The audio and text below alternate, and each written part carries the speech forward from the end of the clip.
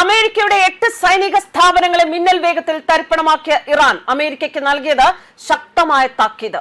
കരാറുകൾ പേപ്പറിൽ മാത്രം ഒതുക്കുന്നതാക്കി പുറത്തു മറ്റൊന്ന് കാണിക്കുന്ന അമേരിക്ക ഇതുപോലെ പകച്ച ഒരു രാജ്യത്തിനു മുന്നിലും ഇതുവരെ നിന്നിട്ടുണ്ടാകില്ല.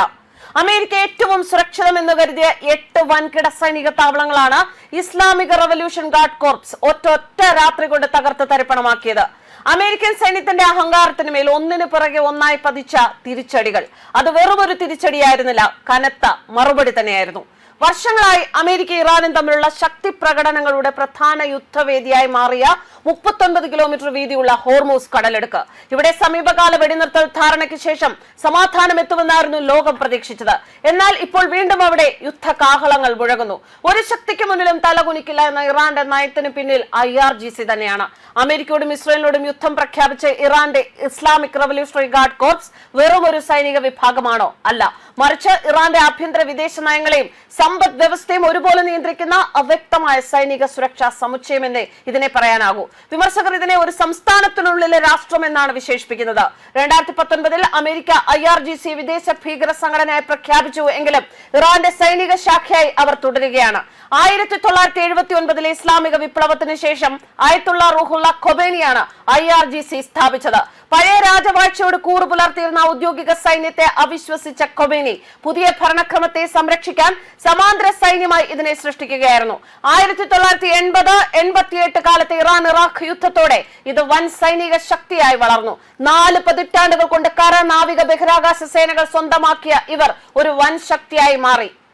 IRGCയുടെ ഒരു സവിശേഷത മിസൈലുകൾ, ഡ്രോണുകൾ, സൈബർ ആക്രമണങ്ങൾ എന്നിവ ഉപയോഗിച്ച് കുറഞ്ഞ ചിലവിൽ വലിയ രാഷ്ട്രീയ സൈനിക പ്രത്യാഘാതം ഉണ്ടാക്കാൻ സാധിക്കും എന്നതാണ്. പലതവണ മുതിർന്ന കമാൻഡർമാരെ നഷ്ടപ്പെട്ടപ്പോഴും തളരാതെ പ്രവർത്തന തുടർച്ച നിലനിർത്താൻ IRGCക്ക് സാധിച്ചു.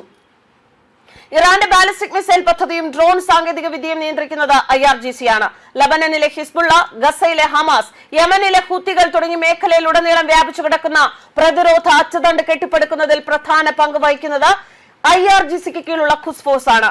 നിർമ്മാണം, ഊർജം, ബാങ്കിംഗ്, ടെലികോം തുടങ്ങിയ മേഖലകളിലെല്ലാം IRGCയുടെ സ്ഥിര സാന്നിധ്യമുണ്ട്.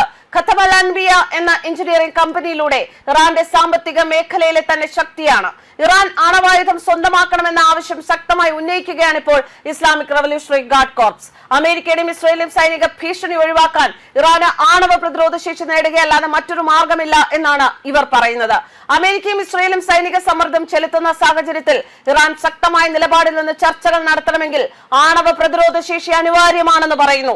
അമേരിക്കയും ഇസ്രയേലും ആണവായുധങ്ങൾ കൈവശം വെച്ചിരിക്കുന്ന സാഹചര്യത്തിൽ ശക്തി സമത്വം ഉറപ്പാക്കാനാണ് ആണവ പ്രതിരോധ ശേഷി വേണ്ടത് എന്നും ഇവർ ആവശ്യപ്പെടുകയാണ്. എന്നാൽ യുദ്ധം ഒഴിവാക്കുമെന്നല്ല, മറിച്ച് സംഘർഷത്തിന്റെ വ്യാപ്തി നിയന്ത്രിക്കാൻ സഹായിക്കുമെന്നാണ് വിശദീകരണം. അതേസമയം ഈ നിലപാട് ഇറാൻ സർക്കാരിന്റെ ഔദ്യോഗിക നയത്തിന് വിരുദ്ധമാണ്. ആണവായുധം നിർമ്മിക്കാൻ പദ്ധതിയില്ല എന്ന് ഇറാൻ നേതൃത്വം പലതവണ വ്യക്തമാക്കിയിട്ടുണ്ട്. പരമോന്നത നേതാവ് ആയത്തുള്ള അലി ഖമനേയി ആണവായുധ വികസനം മതപരമായി നിരോധിക്കുന്ന ഫത്വ നേരത്തെ പുറപ്പെടുവിച്ചിരുന്നു. ഇതിനിടെ ഇറാൻ ആണവായുധം സ്വന്തമാക്കുന്നത് തടയുക എന്നത് അമേരിക്കയുടെ പ്രധാന ലക്ഷ്യങ്ങളിൽ ഒന്നാണ് എന്ന് ട്രംപ് ആവർത്തിക്കുകയും ചെയ്യുന്നു. എന്തായാലും അമേരിക്കയും ഇറാനും തമ്മിലുള്ള യുദ്ധത്തിനിടയിൽ വളരെ പ്രധാനപ്പെട്ട ഒരു പങ്ക് വഹിക്കുന്ന ഒരു ഘടകമായി മാറുകയാണ് IRGC. News desk കർമാനസ്.